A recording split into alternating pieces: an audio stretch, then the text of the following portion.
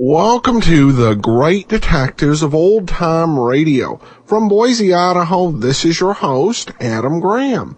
If you have a comment, email it to me, box13@greatdetectives.net, and follow us on Twitter at Radio Detectives. Well, our listener support campaign continues. You can support the show at support.greatdetectives.net. All donations of $7 or more receive access to our premium site, and all donations of $20 or more receive a special thank you gift. In addition to one of my 4 ebooks, either All I Needed to Know I Learned from Columbo, or Tales of the Dim Night, Fly Another Day, or Powerhouse Hard Pressed. One option we have at $20 or more are audiobooks, and that covers most of the titles we've listed here. So you could get an ebook of one or an audiobook of another. Plus we have another audiobook we're offering, Doc Savage, The Forgotten Realm by Will Murray, and it's a great audiobook, and the narrator does a great job really creating that feel of pulp fiction, and does a wide variety of different voices. And that one can be yours with a donation of $20 or more on audiobook. Well, it's time for today's episode of the lineup, and here we have something, it's something we haven't had in some months, and that is a rehearsal recording. We haven't had it since John Lunn was Johnny Dollar. This one is a rehearsal recording for a program that aired on January 2nd, 1953. This one's dated January 1st of 1953, and the case is Cowardly Castro.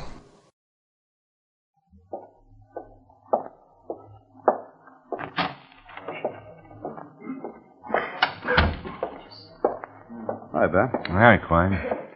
What you doing? Well, I got Mr. Forbes over there. Didn't think there was much need of it, but he wanted to come in. I'll give you something to do. Yeah. I got started taking care of Little Rock, sending someone out to pick him up. No trouble? No, he finally calmed down. You gonna stick around? Yeah, might as well. Here. May I have your attention, please? You people out there on the other side of the wire in the audience room, may I have your attention, please? Thank you. My name is Cogger, Sergeant Pete Cogger. I'll explain the lineup to you. Each of the suspects you will see will be numbered. I'll call up a number, their name, and charge.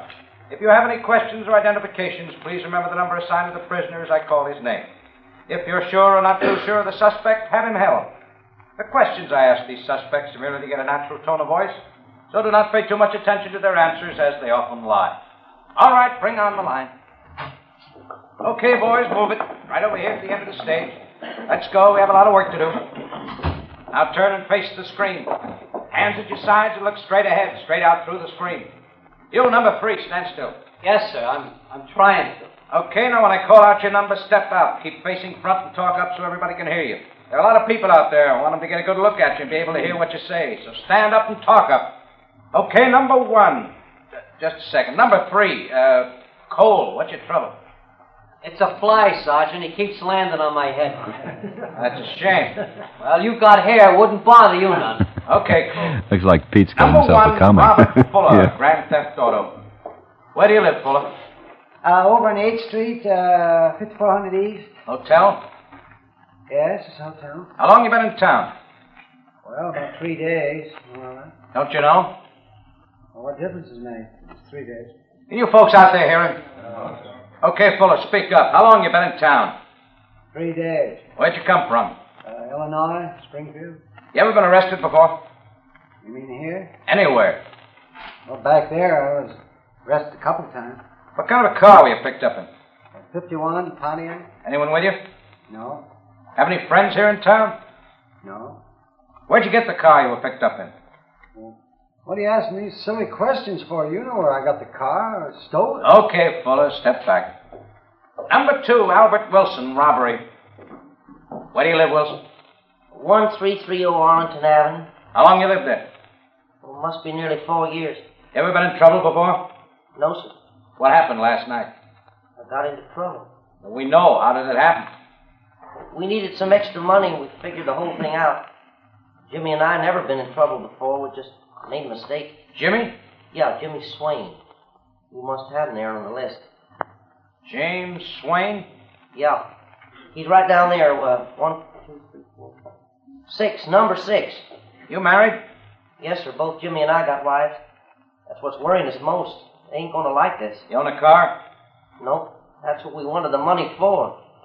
We was aiming to buy one. Where'd you live before you came here? Corpus Christi, Texas. I didn't like it down there. Okay, Wilson, step back.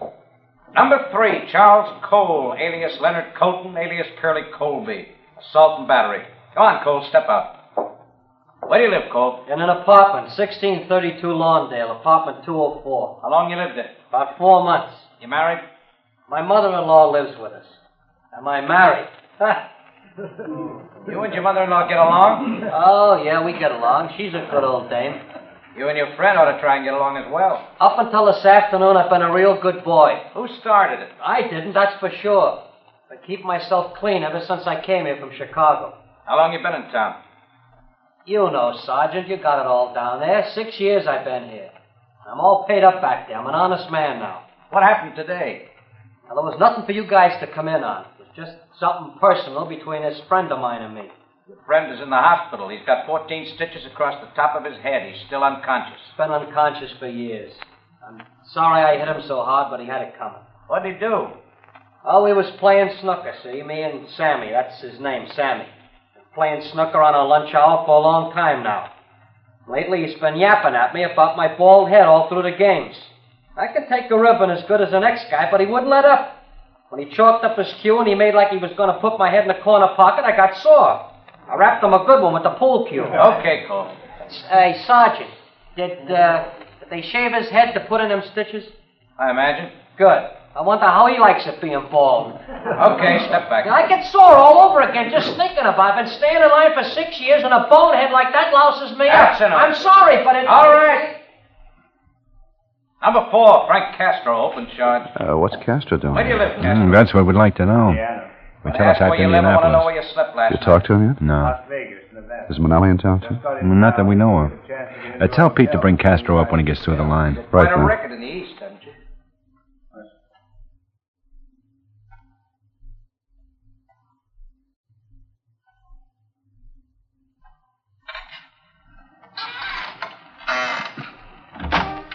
Here's Castro, Ben. Thanks, Pete.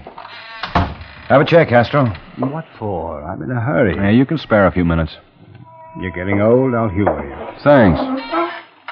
You know, Guthrie, this is a waste of time. I got nothing to say to you. How are things in Indianapolis? Well, you tell me. I ain't been there for 2 months. Where have you been?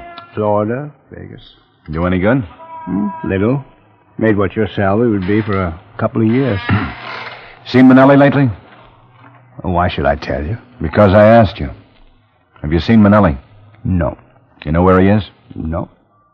You want him? Why don't you find him? I didn't say we wanted him. That's right. You didn't. How long are you planning on staying in town? I don't know. I'm on a vacation. Might move here. We don't want you here, Castro. I didn't ask you. As long as I keep clean, I don't even have to say hello to you. That's right, Castro. As long as you keep clean. Now, let you and me get a few things straight, Guthrie.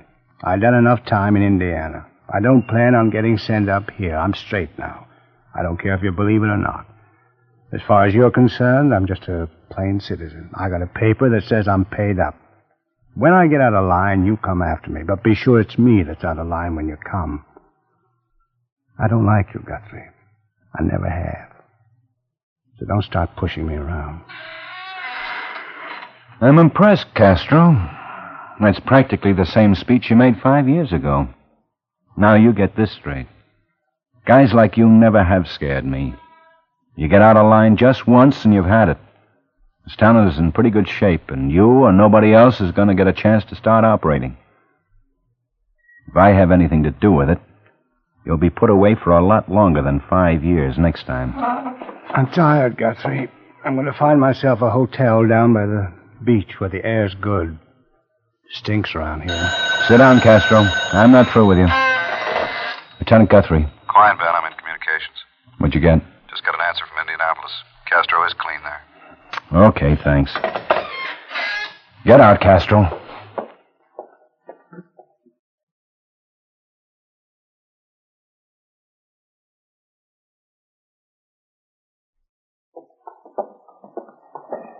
Oh, you really ought to go with us, Ben. Do you good. Oh, Pete, you know I never did like picnics. Well, Asher and his family are going. Lots of fried chicken, potato salad. Well, that part sounds good. Even if you don't like picnics, the food's worth it. I suppose. I'll let you know, Pete. I hope you can make it. Maybe.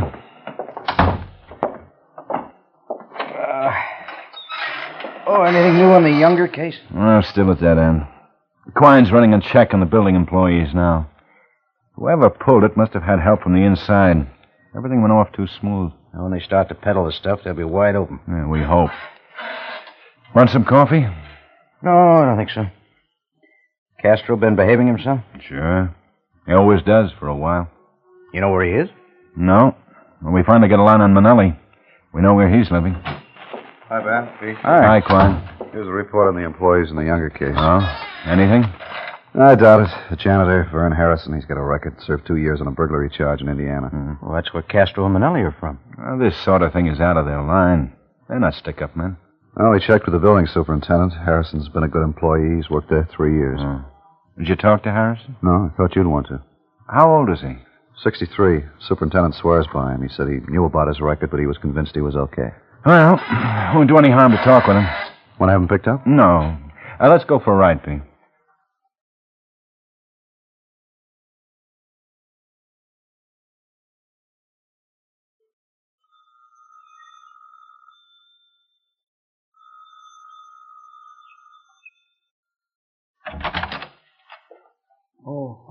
Oh, hello. Mr. Harrison? Uh-huh. I'm Lieutenant Guthrie. This is Sergeant Carger. Oh, how do you do? You want to come in? Thank you. Sit down. Hey. Here, I'll get that paper there.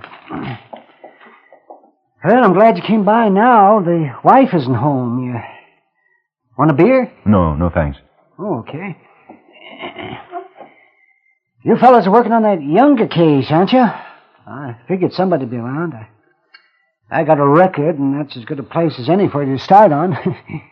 Once somebody has a record, you fellas never let us forget it. Oh, don't get me wrong. I don't blame you none. I'd do the same thing if I was you. Well, it's not only you. All the employees are being checked, Mr. Harrison. Oh, sure, I know. Yeah, it's your job to do this. You know Mr. Younger? Yes, I know him. I never figured him for a guy with that much in diamonds laying around, though. He has a good business going there, but I didn't know it was that good. What hours do you work? 1 to 9. I was here at home when it happened. We don't think you robbed Mr. Younger, but we do think whoever did had help from the inside.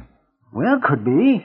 All I'm interested in is being left alone, keeping my job. If you didn't have anything to do with this, there's nothing to worry about, Harrison. Yeah. Well, of course, I'm not a young man anymore, and it's kind of tough to get started. But I was lucky. I got a good, steady job. We just bought this house here last year. The wife's been working, and we're paying it off as fast as we can. We're saving every extra nickel we can get our hands on, but kind of late to be starting in like this. But in a few more years, we'll be okay, I guess. You ever run into anybody out here you did time with back in Indiana? Well, no. Nobody'd pull a job like this. Did you ever know Frank Castro or Anthony Minelli back there? Yeah. Yes, you did. They was doing time when I was. I never knew them very well. I got out before they did. Mm-hmm. They're both in town now. You haven't seen them? There's no use lying to you. I suppose you'd find out anyway if you wanted. Yeah, I saw them both. A couple of weeks ago.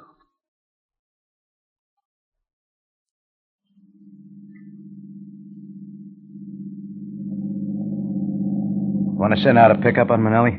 If he isn't home, we will. No, it still doesn't figure. This sort of thing is out of both Minelli's and Castro's line. Could be they're broke. Well, maybe. 12121214. Yeah, there it is.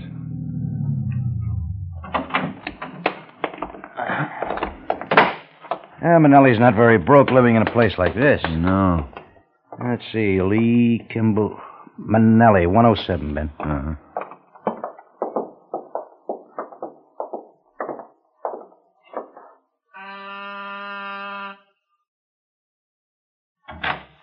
Hello. Guthrie. Hello, Minelli. Remember Sergeant Carger? Yeah, sure. I want to talk to you. This a pinch? No? That's good. Okay, come on in. Sit down. You want a drink? No, thanks. Castro was telling me you and him had a run-in, Lieutenant. You might call it that. I don't pay too much attention to Frank. He flies off the handle once in a while. No. You seen him? No, not for about a week. And where is he? How should I know? He don't live with me. What are you doing for a living? Nothing. How do you pay your rent? Frank lent me some money. Why? Just wondered. Well, looks like I might have to go to work.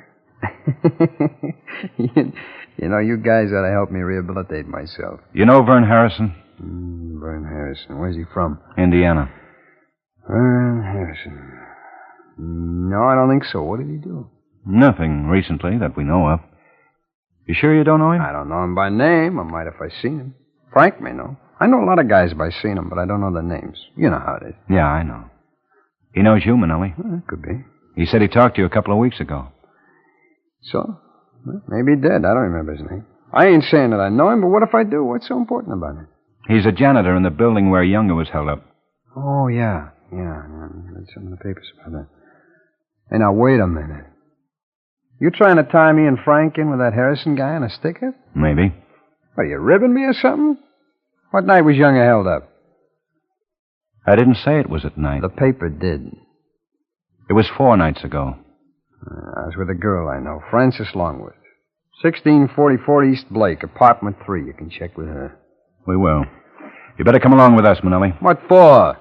Hey, I thought you said this wasn't a pinch. I wasn't sure it would be.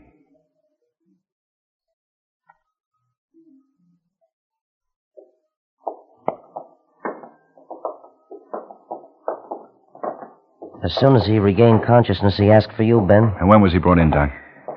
2 hours ago. He's in pretty bad shape. Skull fracture, cuts and bruises. Who found him? His wife, I guess. She's been around here. Look, you'd better not stay too long. Mr. Harrison. Mr. Harrison? Mr. Harrison? I don't know, Ben. Mr. Harrison? Oh, hello, Lieutenant. I gotta talk to you. Yes? Right after you left me, he came to see me. Who? I told him, I didn't say anything. But Who came to see you?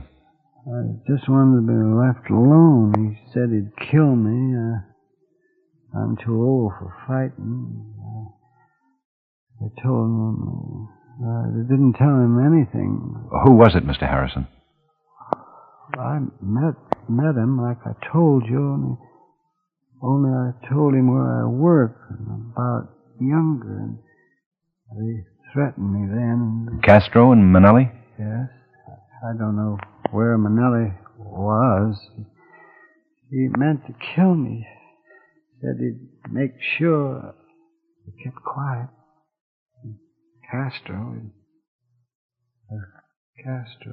Castro beat you up? Yes. That's all I had to do with it. I was home. I should have told, maybe, but It's enough for now, Ben. Okay. How is he, Doctor? You're Mrs. Harrison? Yes, how is he? We're doing everything that can be done. Poor Vern. He's tried, but... Oh, here, Mrs. Harrison, sit down. Oh, thank you. I'll be all right. If you could answer a few questions, I'd appreciate it, Mrs. Harrison. I'm Lieutenant Guthrie. All right. If it'll help any. Well, tell me, did you see anybody leave your house? No. I just came home from work, and there Vern was. Did he tell you anything then? No. He was unconscious. I called the ambulance. Vern never had enemies. Mr. Harrison never mentioned anyone by the name of Castro or Minelli to you? A couple of weeks ago, he did. I told him he'd better not have anything to do with them. Vern knew them back home. Yes, I know. They did this to Vern? Your husband told me one of them did, Castro. I don't know them. Vern told me he'd seen them at the wrestling matches. I told Vern then that... Is there anyone you'd like me to call? No. Can't I see him? I don't think you'd better right now. He's got a sister in Missouri. I should call her. But I can't now. I don't know what to do. We don't have anything those men would want. Why didn't they leave us alone?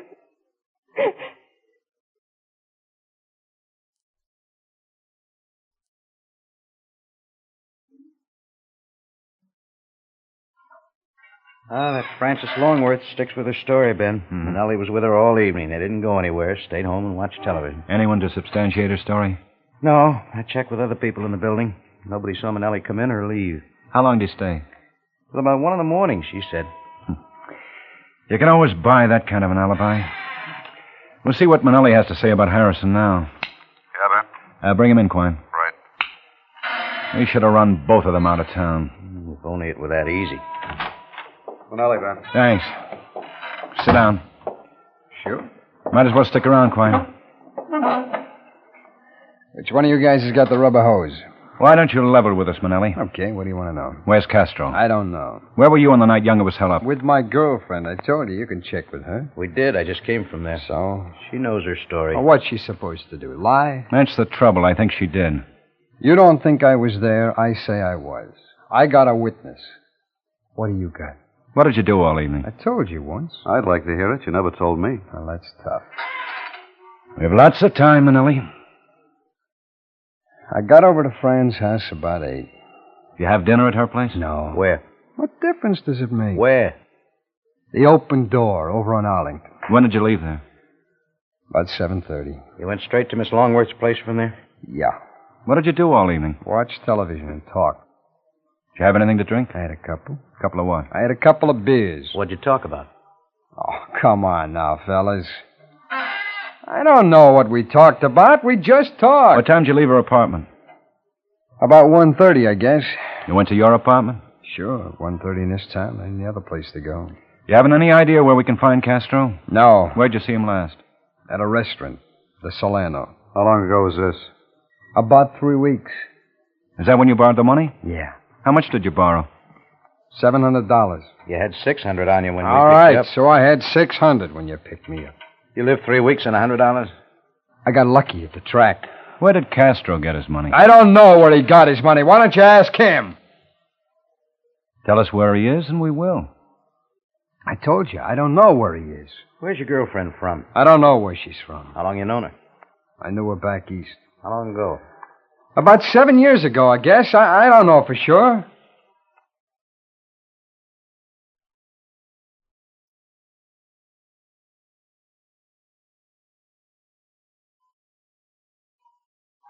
Does Castro know anyone else in town? I don't know. How often do you go to the racetrack? Whenever I feel like it. How often? A couple of times a week. You ever go to the wrestling matches? Yeah. Very often? I've been a few times. You ever see anybody there you know? Sure. Who? Ed Peak, Johnny Lewis. Want a cigarette? I got my own. Here. Vern Harrison goes to the wrestling matches. Did you see Harrison at the wrestling matches? No. Where'd you see him? I didn't see him. Harrison's 63 years old. 5'7", 155 pounds. Slightly bald, gray hair. He did time with you and Castro back in Indiana. I know. You told me, remember?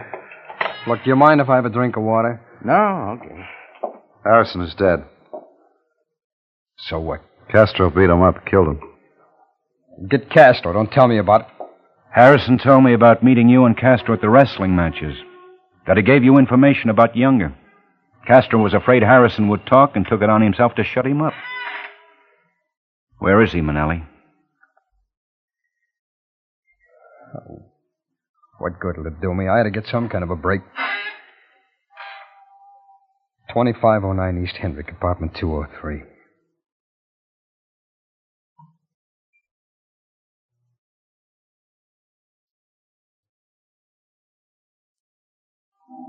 T67.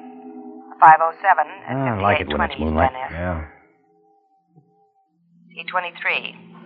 459 at 1. Hey, you going on that picnic with us? That should be quiet. Who's he bringing? Randall. T73. Hi. Turn that thing off, will you, Pete? Oh.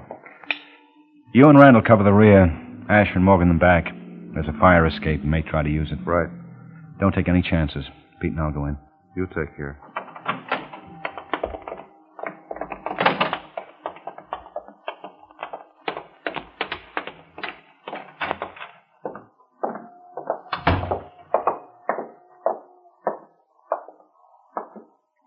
Okay?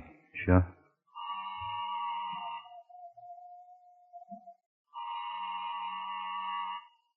Who is it? Guthrie, Castro. What do you want? You're under arrest, Castro. For what? Murder. The middle of the night ain't the time for jokes. This is no joke. Get your clothes on. Harrison is dead. That's supposed to mean something to me? He talked before he died. Oh? Go ahead. Make a break. Frankly, I'd like you to. He couldn't have talked. He did. Get us close, Pete. You're 35, Castro. Harrison was 63. You're really tough. It was Minelli's fault. He was broke. He said if we did something out of our line, it'd work. Yeah. You two are a lousy combination, Castro. He's stupid and you're a coward. Get dressed. Yeah, I guess I need a change, Pete. I'll go to that picnic.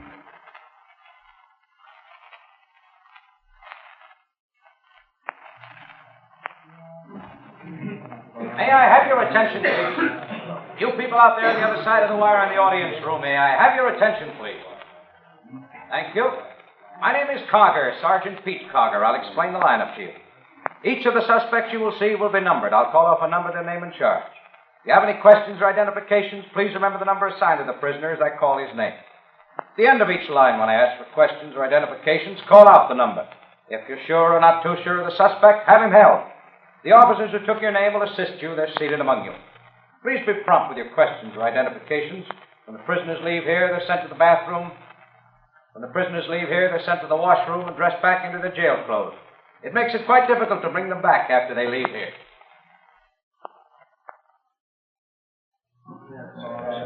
May I have your attention, please? You people out there on the other side of the wire in the audience room, may I have your attention, please? Thank you. My name is Cogger, Sergeant Pete Cogger. I'll explain the lineup to you. Each of the suspects you will see will be numbered. I'll call off a number, their name, and charge. If you have any questions or identifications, please remember the number assigned to the prisoner as I call his name. At the end of each line, when I ask for questions or identifications, call out the number. If you're sure or not too sure of the suspect, have him held. The officers who took your name will assist you. They're seated among you. Please be prompt with your questions or identifications. When the prisoners leave here, they're sent to the washroom and dressed back into their jail clothes. It makes it quite difficult to bring them back after they leave here. Welcome back. Well, it definitely makes you appreciate the music and other elements. They seem to be a bit more bare bones in what they play during rehearsal as opposed to yours truly, Johnny Dollar. Other than that, I thought it was a good case. Definitely would love to hear the version with music. Okay, Katie, we have a listener comment from Katie who says, I love your podcast and the app. I've been listening for over a year and wanted to become an old friend through my habit of listening while I do my housework. Thanks for the enthusiasm and effort you put into this. I wanted to comment on the lineup program. I seem to hear Howard McNear's voice on almost every episode as one of the men in the lineup. Do you know if this is true? And if so, why would he agree to be in so many episodes with just a line or two? He's one of my favorite old-time radio and TV actors, and I'm curious about his career and personal life. Well, thanks so much. I don't have specific information, but it's not too hard to guess on something like this. The best answer that I can find on this, Katie, is that it's really about the union scale. Particularly when you get into 1952 and 53, there were a lot of those actors who were working in radio, in ever-increasing number were working for scale rates. And so the more programs you can appear in, the better. And usually when he's in the lineup, he's also in the program in some other role or capacity. I've heard a couple episodes where Howard McNear does doubles. I don't believe that leads to any additional pay, but good steady work in radio in a time when radio was in decline. That was certainly a reason to keep coming back for the lineup, regardless of whether the part was big or small. All right, well, we're going to sign off in a second. I do want to encourage you to support the show's listener support campaign at support.greatdetectives.net.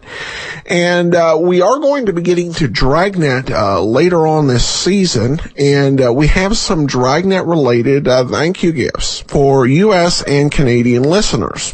For a donation of $100 or more, if you are in the United States or Canada, we will send you your choice of the 1954 Dragnet motion picture that was in theaters, or any single season set of Dragnet from the 1960s TV series. And there are a whole lot of other options. You can check them all out at support.greatdetectives.net. Well, that will do it for today. We'll be back tomorrow with our first special as we take a peek ahead, and join us back here on Saturday for the lineup. And I should mention, before I officially sign up, the missing episode from last week, the one that we don't have, is the Young Yeg. That one aired between last week's show and this one. But for now, from Boise, Idaho, this is your host, Adam Graham, signing off.